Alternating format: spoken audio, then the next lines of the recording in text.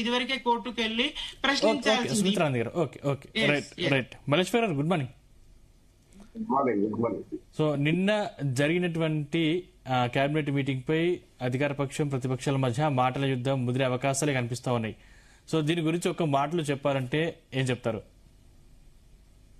ముందుగా స్థానంలో ఉన్నటువంటి మిత్రులకు మరియు జీతలు ప్రేక్షకులకు నమస్కారం.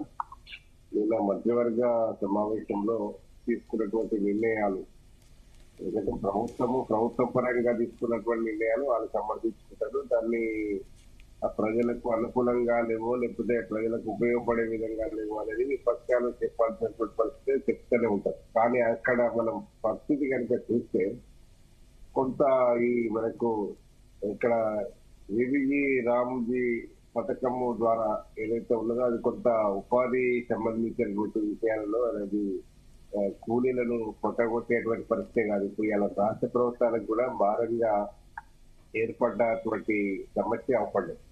ఎందుకంటే 10% ఉన్నటువంటి రేషియో ఎప్పుడో 1980లో ప్రారంభమైనటువంటి పథకం మంచి ఉద్దేశంతో ప్రారంభమైంది. కానీ అది రాను రాను దాన్ని ఏంటంటే కొంత డివేషన్ గురి చేస్తూ ప్రభుత్వాల వాళ్ళ ఆధిపత్యాన్ని కొనసాగించడానికో లేకపోతే ఇక్కడ ఏదో ఒక కుట్రపూరితమైనటువంటి వ్యవస్థ నడుస్తున్నటువంటి పరిస్థితి.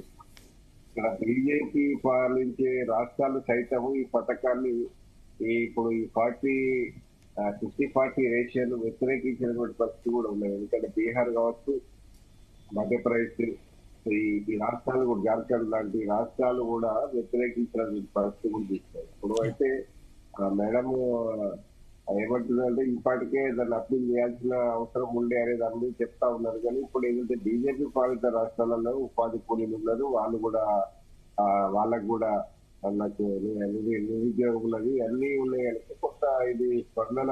కానీ ఏదేమైనా కేంద్ర ప్రభుత్వం తీసుకున్నటువంటి నిర్ణయాలు కేంద్ర రాష్ట్రాల సమాఖ్య స్ఫూర్తిని దెబ్బతీసే విధంగా ఉంటున్నాయి అనేది స్పష్టంగా అవపడతా ఉన్నాం. ఇప్పుడు వాళ్ళకు వాస్తవంగా రాష్ట్రాలకు ఇప్పటికే భారంగా భావిస్తున్నటువంటి క్రమంలో ఆ 90-10 రేషియో తోటి కొంత మూవ్ అయిపోతే అడ్వాంటేజ్ ఉంటుంది. ఇప్పటికే మనకు వర్క్ కల్చర్ అంటే మీకు శ్రామిక వ్యవస్థ తగ్గి మిషనరీ వ్యవస్థ పెరిగింది. ఈ రకమైనటువంటి వ్యవస్థలో ప్రభుత్వాలకు భారంగానే ఉంటుంది తప్ప అలా మనకు ఒరిగే పరిస్థితి ఏం లేదు. ఏదేమైనా ఈ పథకము ఉద్దేశం బాగానే ఉంది, కానీ ఇక్కడ ప్రభుత్వాలు నడిపిస్తున్నటువంటి తీరు కొంత మనము దాన్ని మరి సుప్రీంకోర్టు వినాలిపది చేసిన దానికంటే ముందు అంటే పార్లమెంట్ లో మరి బీజేపీ ప్రభుత్వాలు కావచ్చు, ఇప్పుడు కాంగ్రెస్ పాలిస్తున్నటువంటి 4 రాష్ట్రాలు కావచ్చు, ఇవన్నీ కూడా కొంత ఏకమై వ్యతిరేకించి కొంత దాన్ని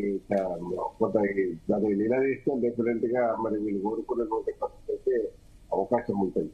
ఇది కొంత ఇదే కాకుండా మరి నిన్న తీసుకున్నటువంటి నిర్ణయాల కంటే వస్తే మూసీ నదికి ఫస్ట్ ఫేజ్ లో మరి దాదాపుగా 7,320 కోట్లతో కొంత మూవ్ చేస్తామని చెప్పడం జరిగింది. అయితే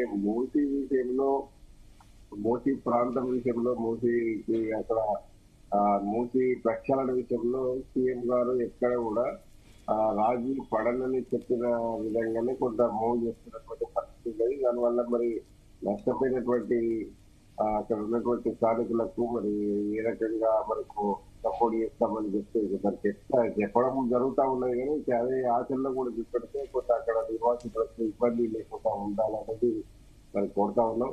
మరి ఇంకా 3వ అంశం కూడా ఏంటంటే పంతులకు అటు లెక్చరర్లకు దాదాపుగా అంటే విద్యార్థులతో పాటు బ్రేక్ఫాస్ట్, లంచ్ ప్రొవిజన్ ఇస్తామనంటే దానివల్ల ఒక అడ్వాంటేజ్ ఏంటంటే విద్యార్థులకు నాణ్యమైన భోజనం అందిస్తలేరు, నాణ్యమైన బ్రేక్ఫాస్ట్ ఇస్తలేరు అనే అపవాదు పోవడానికి ఒక అడ్వాంటేజ్ అయితే మనం ఉంటుంది. ఎందుకంటే అప్పుడు టీచర్స్ లెక్చరర్స్ ఇన్వాల్వ్ అయినప్పుడు ఏంటంటే మనము తినేది ఏదైతుందో విద్యార్థులకు పెట్టే అవకాశం ఉంటుంది. అప్పుడు కొంత అంటే ఒక క్వాలిటీ మన ఫుడ్ పిల్లలకు అందే విధంగా కొంత చర్యలు తీసుకోవడానికి వీళ్ళ భాగస్వామ్యం కూడా ఉపయోగపడుతుంది. సేమ్ టైం ఏంటంటే దీనికి వర్క్ కల్చర్ పెంచే విధంగా అంటే ఈ భోజనం కొరకు లేకపోతే దీనికి టైం వేస్ట్ కాకుండా కొంత ఎర్లీగా బ్రేక్ఫాస్ట్ అక్కడే ఉన్నది అని అంటే టీచర్స్ కానీ ఇప్పుడు టీచింగ్ స్టాఫ్ అంతా కూడా కొంత ఎర్లీగా రావడము కొంత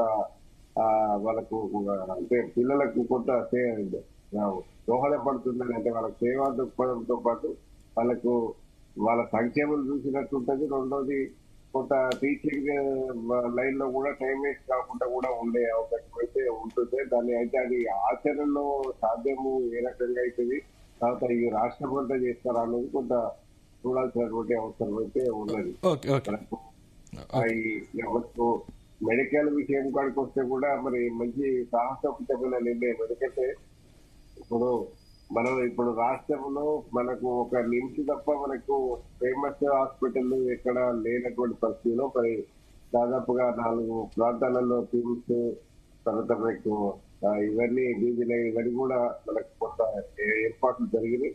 మరి అలా స్టాఫ్ లేనప్పుడు మనం ఇంత ఎస్టాబ్లిష్ చేసుకున్నటువంటి పరిస్థితి మాకు వరంగల్ చూస్తున్నాం. అసలు చాలా అసలు ఇప్పుడు వరంగల్ లో ఉన్న ఒక పెద్ద అపార్ట్మెంట్స్ కూడా అంత బాగా అవపడినటువంటి పరిస్థితి అవపడతలేదు. ఎందుకంటే అంత మీకు వెల్ ఆఫ్ లో ఉన్నది. అయితే సేమ్ టైం బిల్డింగ్ లకే కాకుండా మనకు స్టాఫ్ కూడా ఉంటే అంటే మీకు కొంత ఆరోగ్య విషయంలో ఇక్కడ ఉన్నటువంటి ప్రాంతంలో ఉన్నటువంటి ప్రజానికానికి అందుబాటులో తెస్తే ఏంటంటే కొంత నిమ్స్ కి కొంత రద్దీ తగ్గుతుంది. రెండవది ఇక్కడ ఏ ప్రాంతకి ఆ ప్రాంతకు సూపర్ స్పెషాలిటీ అంటే వాళ్ళ పర్సనల్ డబ్బులు కొల్లగొట్టుకునే అవకాశం కూడా లేకుండా ఉంటది అనేది అది మరి జితేంద్ర గారు రిక్రూట్మెంట్ కూడా ఫ్రీడమ్ చేసి కొంత తొందరగా అంటే మనం ఏదో ఇప్పుడు మొక్కుబడిగా మధ్య మండలిలో నిర్ణయం తీసుకొని పక్కబడేయడం కాకుండా అది ఆచరణలో తీసుకొచ్చేదంటే కొంత